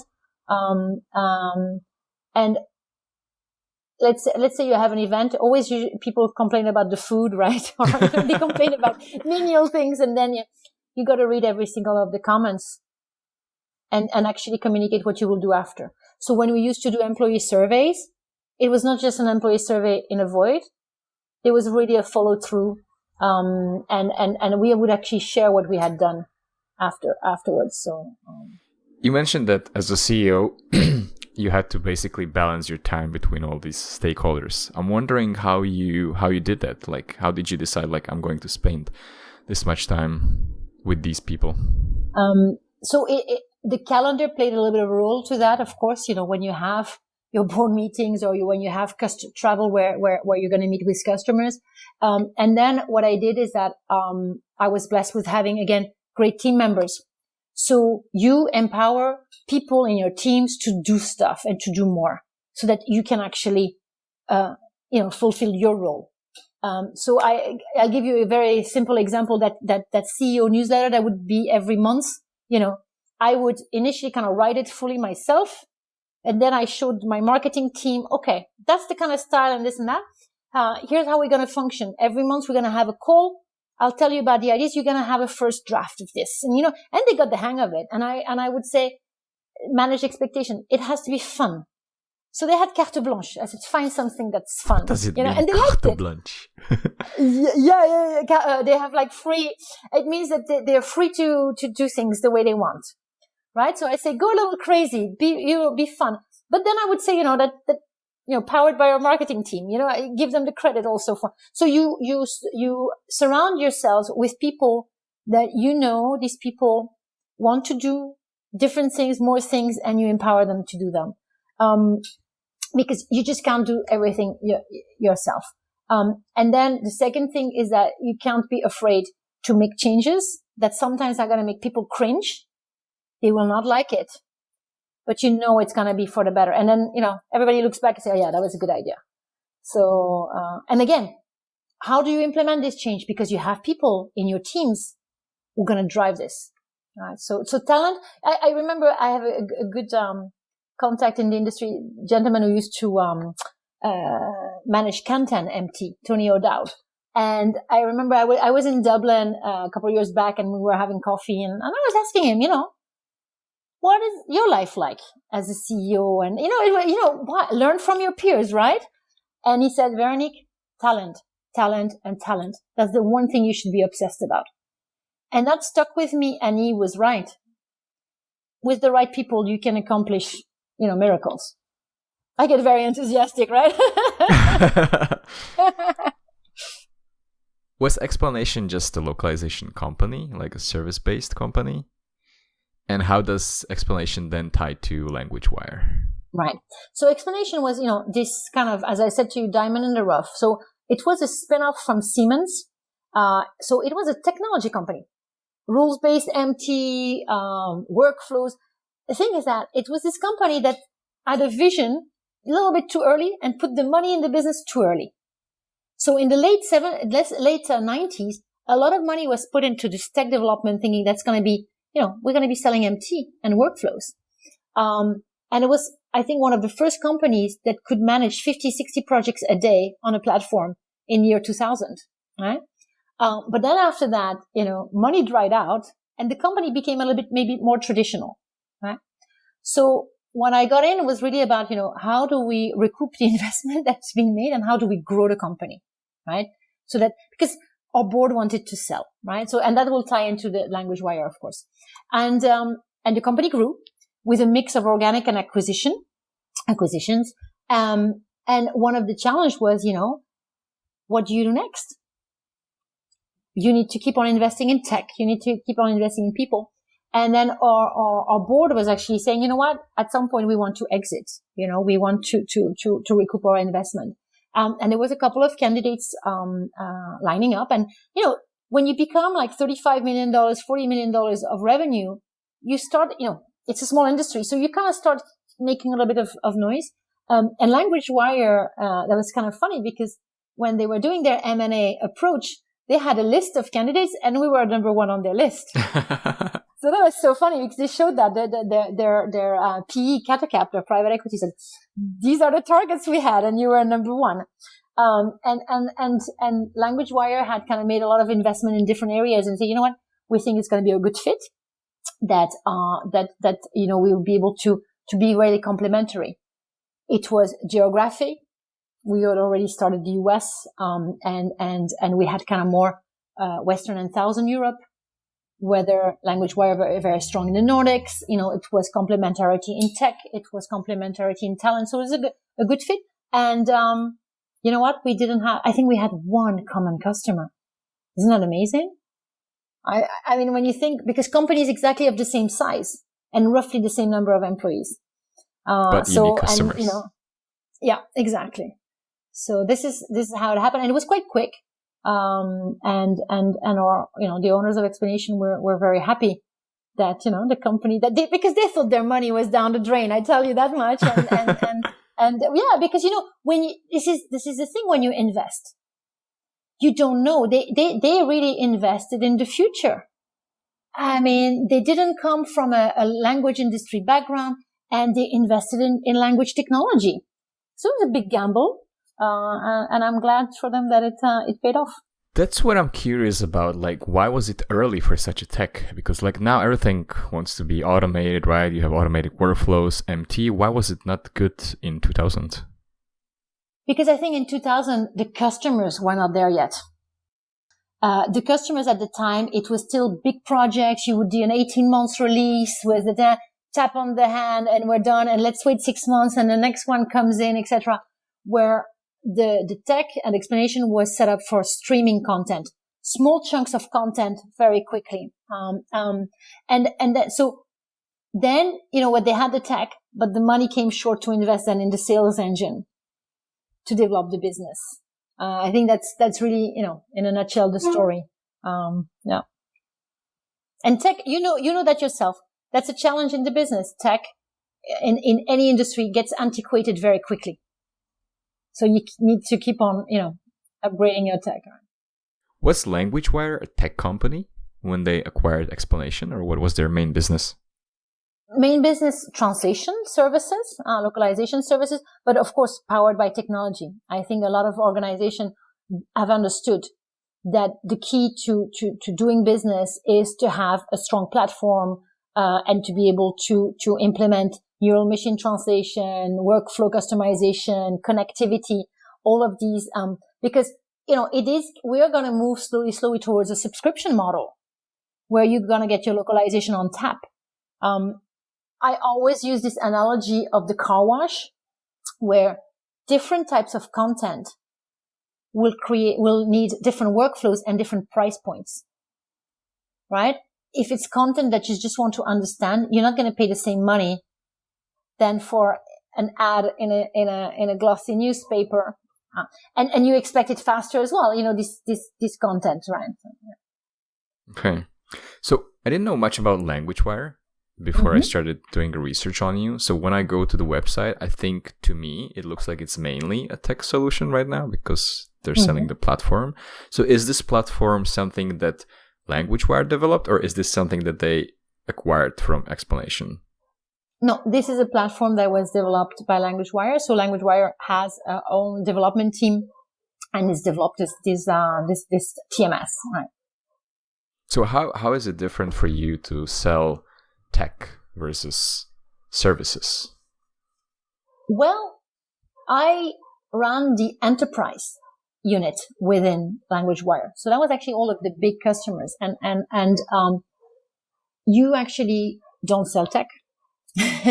You sell tech-enabled solution. So because what your customer buys, ultimately it's language services, but there's a big tech component because they want, what does the customer want? It's back to this, customer wants simplicity. They want speed. They want quality, and they want a good price. They want this equation. They want it all, right? But it has to be simple. And that's the key thing. It has to be easy to interact with the supplier, and it has to be fast. And technology enables the simplicity and the speed and also the quality, because it catches errors that the human, may make or that the machine may make. And this is very important because this aspect of automation is what's driving the time to market. So if as an organization, you invest in your platform so that you can automate the workflows as much as possible, that actually plays to this time to market. So you're indirectly selling technology because this is, what enables you to deliver the service. When you have areas, some customers, like connectivity is a big deal. They want to connect directly from CMS or any doc repository. Again, why? Because less errors, less manual work, and faster time to market. Yeah. Same thing, in the workflow NMT. I don't think customers want to talk about NMT. At least not the majority of them. It's a productivity tool. They expect that you're going to use the best tools in your workflow to deliver to them the best quality at the best price point and as fast as possible. You mentioned pricing a couple of times. So I'm wondering how you think about pricing. Like, do you set price for each client separately? Is there a standardized price list? How does it work when you sell a tech which may be like a SaaS subscription, which probably have like a standard rates? How does it compare to services where you have maybe like hourly rates, word count based rates? So when it comes to tech, absolutely, it's, software as a service model where you have a monthly subscription. Sometimes it's a one-time cost and you've got maintenance and so on and so forth. So it's really very much similar to, software world. When it comes to services, I think today we're still stuck in that price per word and we're going to be there for a while, but it's going to start moving. You're going to bundle this in a different way and it's going to come to subscription for some types of content. That's where I believe it's going. And how do you set pricing? Well, it's a factor of what you buy at, right? Your cost, but also, and that's important, what's the market at? Because, let's say you buy at 10 and your cost is 10 and you say, okay, well, I'm going to sell at 30. Is the market ready to take 30 or is everybody else at 20? So you need to really take that into account. So typically what we do is that we set price lists that is applicable to a certain type of content and language combinations in service, right? Because devising pricing from each customer is, I think it's a bit of a nightmare, first of all. And, but you need to have parameters for your salespeople to navigate and say, hey, that's just price list. Then the second layer to that is the what if. What if it's a very large deal? What if, there's some specific thing and you set processes and rules for a pricing approval and it has to be fast, right? We need to be able to give a volume rebate or so you set those parameters. And you know what? I've always been lucky to have salespeople who've been, very diligent from that perspective. And the benefit of that is that you don't have surprises down the line. So very much proactive salespeople say, hey, that's the deal I have. This is what we've quoted for. I can have it for, we need to do this or this is the feedback from the customer. How do we manage this? And then you support them. And that has also the benefit of limiting friction in the organization. Back to cliche, the cliche of the salesperson who just sells the house away and comes back and say, hey, I got the deal, but by the way, I gave 50% discount. Thankfully, I've never had to experience that. In my experience with one previous customer, I know that the margins for that customer were pretty low, but the benefit for the company was that they could say that we work for this customer, which in the end might bring some more business. So I'm wondering, if in your perspective, it's okay maybe sometimes to even lose money with a certain customer. I would try to avoid that as much as possible. I think that sometimes you can make concessions because you have a benefit, which can be what? It can be lower margin, but very big volume. So in the end, you will make the money, right? That can be one reason. Second, it may be something that's going to enable you to access another, it might be, let's say you want to go into a different sector. This is going to be your first customer in that sector. It's going to be the entry point, right? That can be a driver. However, I think that for a relationship to be healthy, you need to be able to make money. And, if you cannot, then this is not the right fit for you. One thing though to take into account is to look at the total life of a customer, right? When you start working with a new customer, you're going to actually incur additional cost initially for the onboarding, the setup, you're going to have more team members involved on the account. So you got to take that into account that the first few months may not be indicative of the real kind of margin you will make. But I think losing money is not a good idea. Is that something like the lifetime value and the customer acquisition cost that we normally calculate for SaaS businesses? Do you also do that with regular translation services? I do that. And you can do it, just as I think it's a healthy way of actually running your business. It can also be driven by the fact that, as you say, you're not making the margin that you should be making with a specific set of customers. And then you get into analysis. But I believe that this is actually a healthy metric to monitor. I lost one question. I had a good question. I lost it. Oh yeah. Now I remember. Sorry. How do you deal when customers come to you and they ask you to lower their rates? Well, I try to understand why. If, and there's always a reason why, right? It might be a procurement person who has like some specific goals to meet. It might be that there's a pressure in organization. So I try to find out why. And then the second thing is, what's the quid pro quo? If I do something for you, Mr. Customer, and we've been serving you very well for many years, what can you give me in exchange? Fair negotiation. And there's nothing worse than customers say, well, lower your rates or else. Then you got to question the relationship you have, right? And you got to, and also, with the quid pro quo, you got to be specific. You need to actually say what you want. It might be, I've been trying to get, to talk to the marketing team for a couple of years. They won't afford me a meeting. Will you actually make that recommendation and make sure I can, at least talk to them? Or it might be that, would you do a press release? Or, it may be many, many things, but you got to be precise about what is it that you would like, in exchange. When would you walk from a sale or from a client? Existing one. Ideally, an existing one.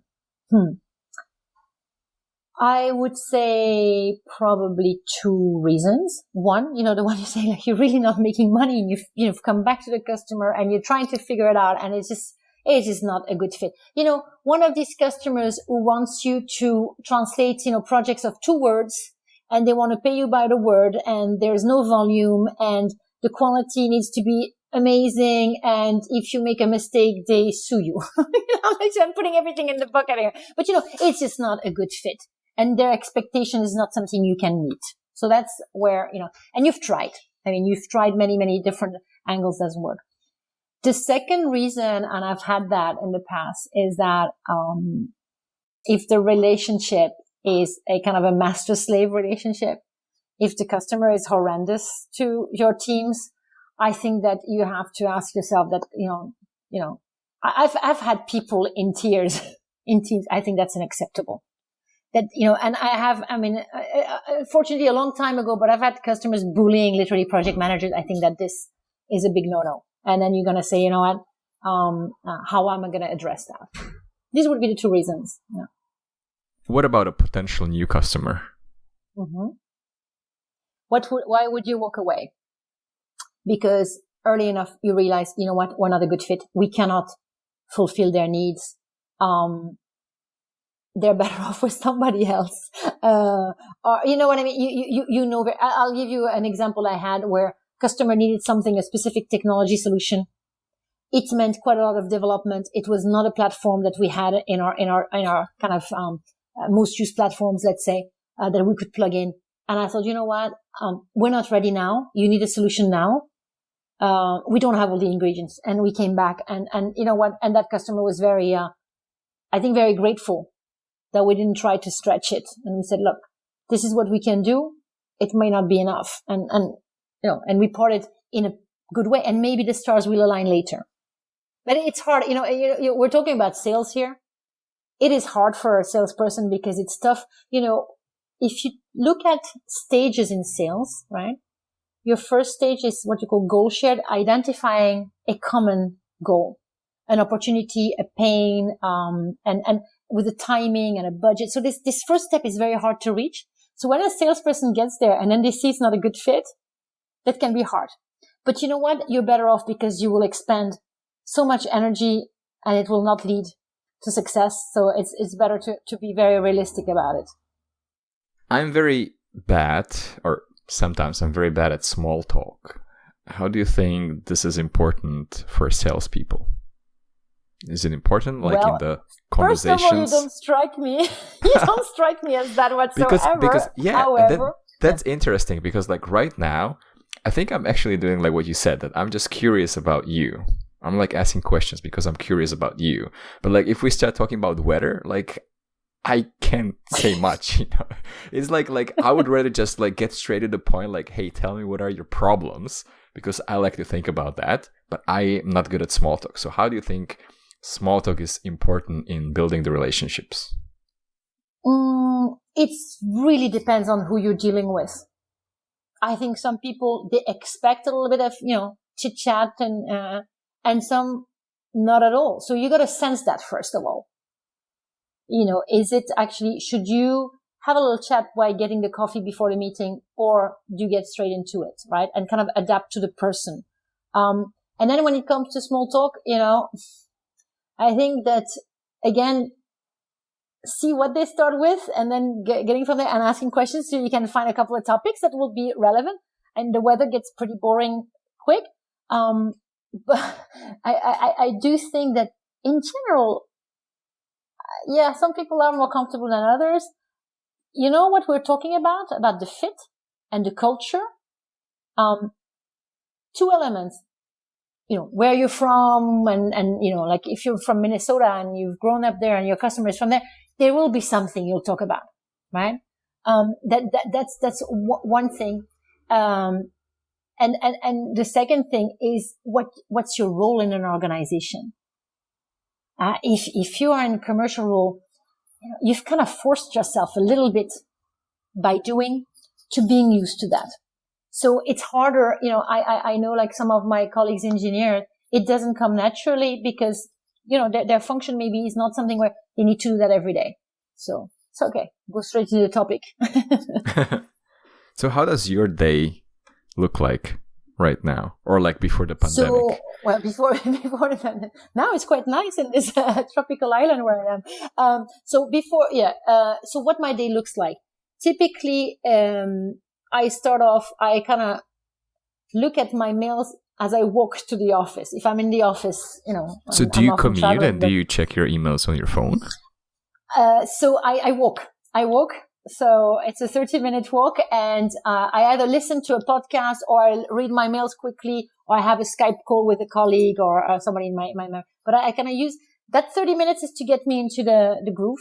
And I know what my calendar looks like. So when I go in the office, I don't like to start by doing my emails. I want this to be kind of out of the way, right? And typically what I do is that either I have customer engagements. So does it mean that when you get to the office, you already checked all your emails, or do you? I can only assume that you get like a lot of emails. So do you somehow prioritize which ones you check? Absolutely. Or when is the time for emails outside of this 30-minute window? Usually I do my emails. I have a couple of slots during the day where I actually reply then to emails.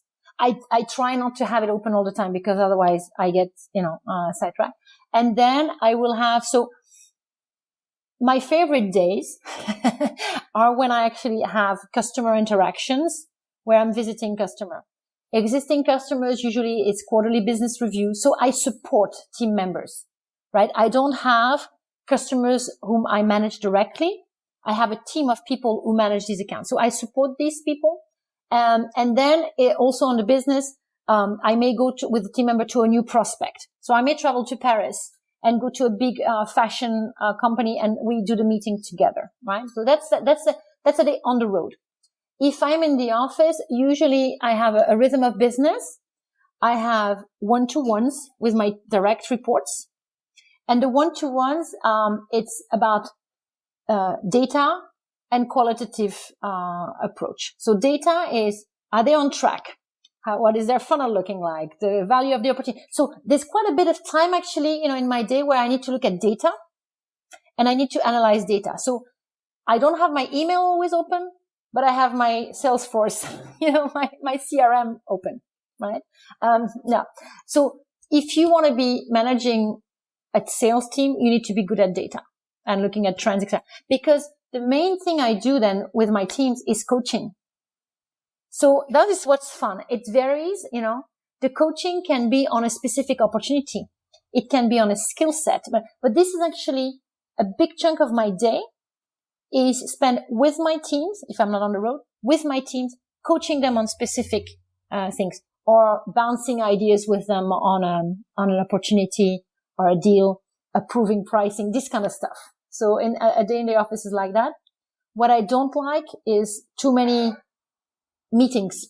I just think that I'm known for this saying is that here's the gift of time.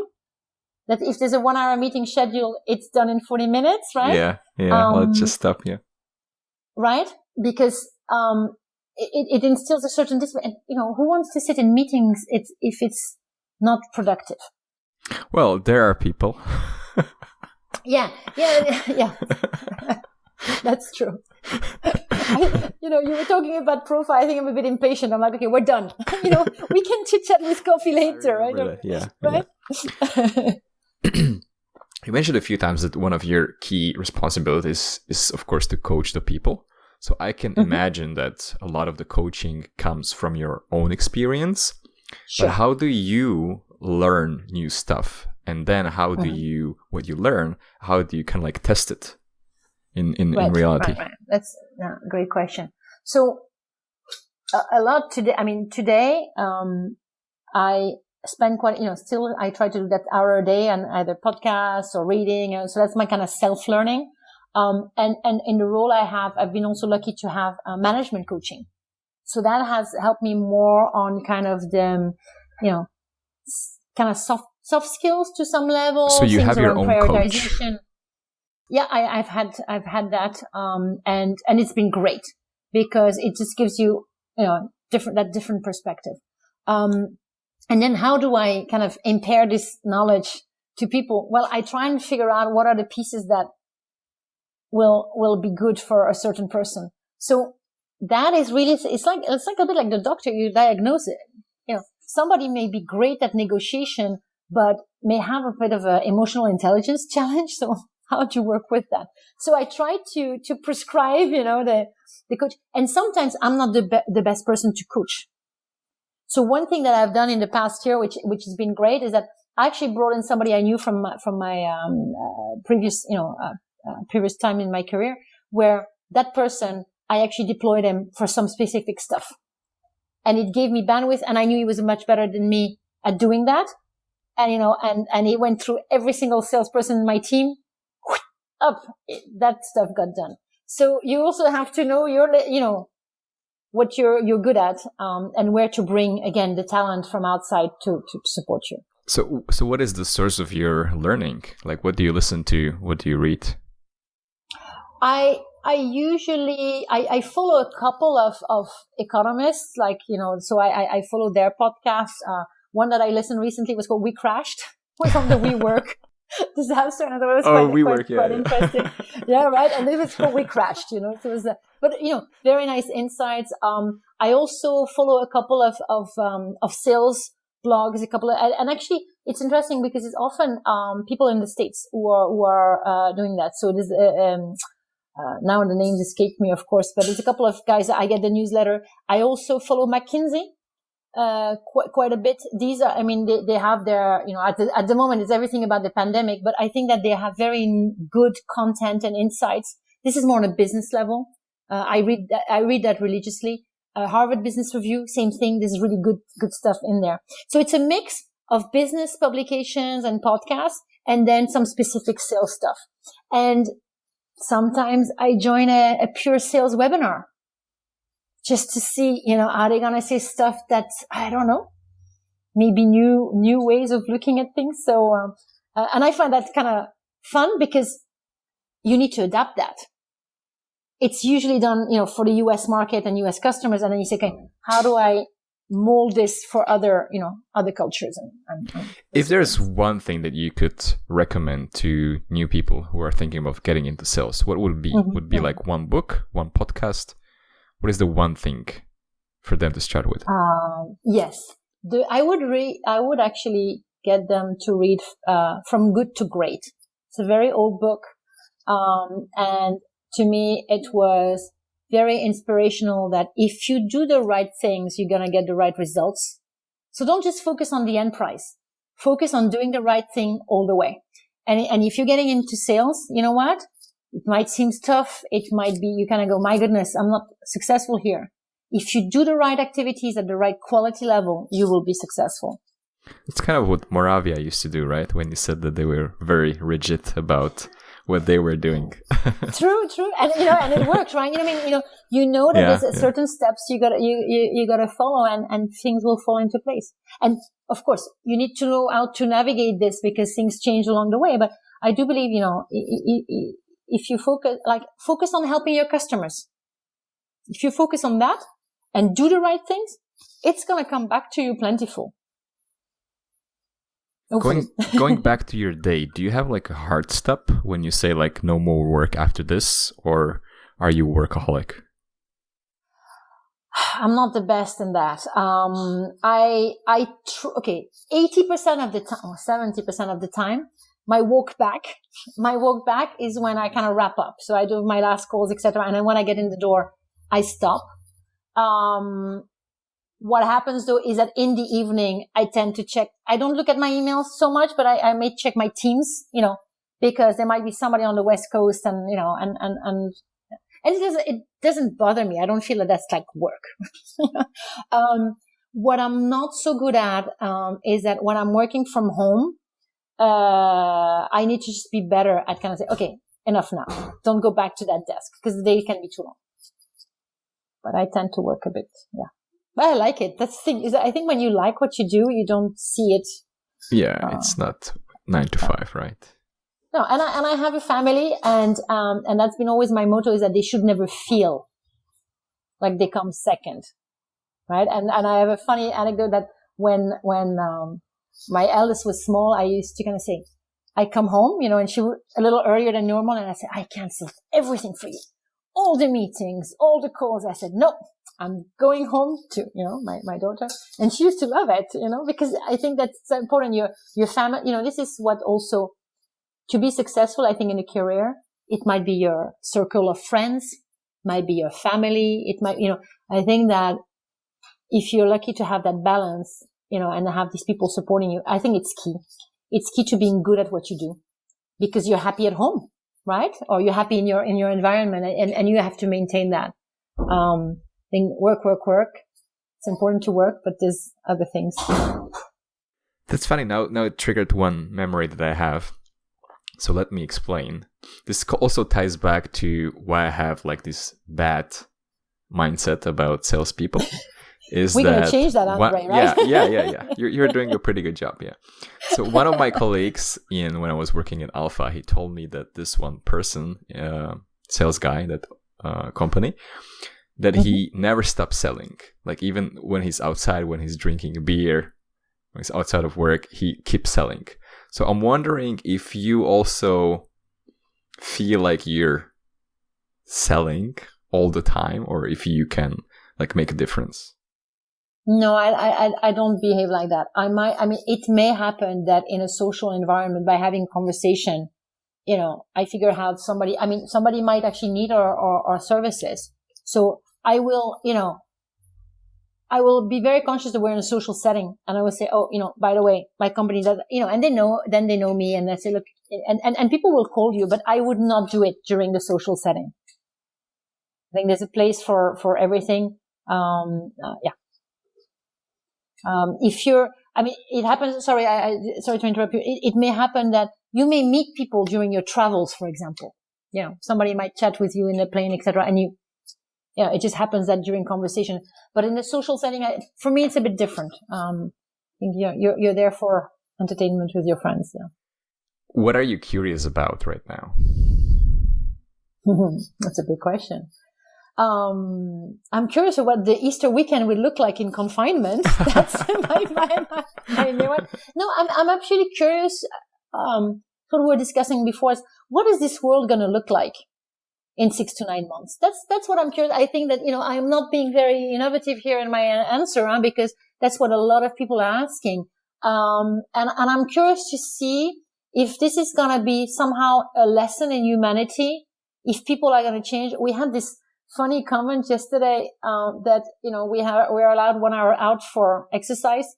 And we say, wow, people are so much friendlier now. Everybody, they're like a meter and a half away from you, but the people say, hey, good evening. Hi.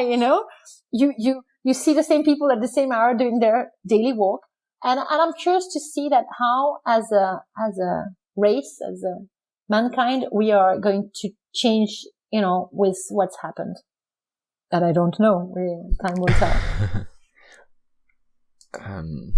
I'm thinking if I should ask this question because it doesn't fit the theme that we are now. We're kind of like wrapping up with the general questions, but I'm still going to ask it because I ask everyone, what do you think is wrong with our industry? what do you think is wrong with our industry?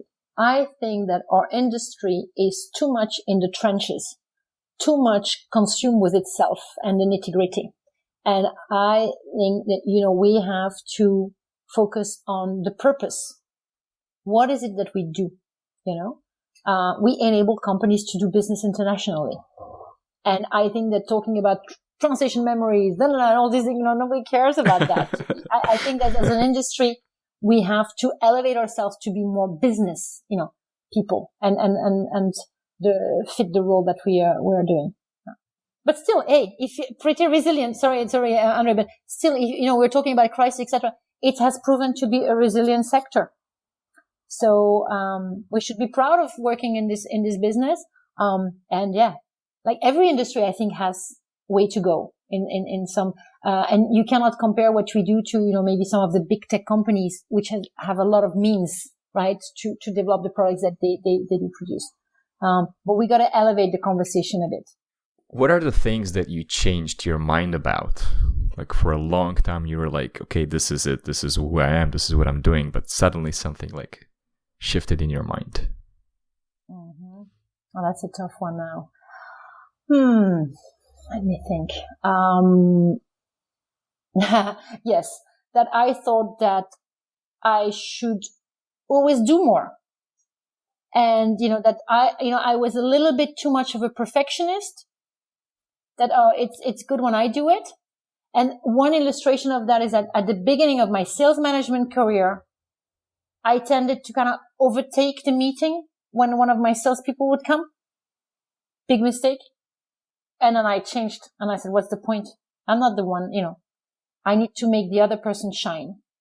It's not about me. And that was really something that, realizing that I don't need to do it myself. I need to teach somebody else to do it. Yeah. And they can, and they will not do it the same way. So what? They might do it better. Yeah, very good. What are the absurd or stupid things that you do? That I do or that I did? You can choose whichever.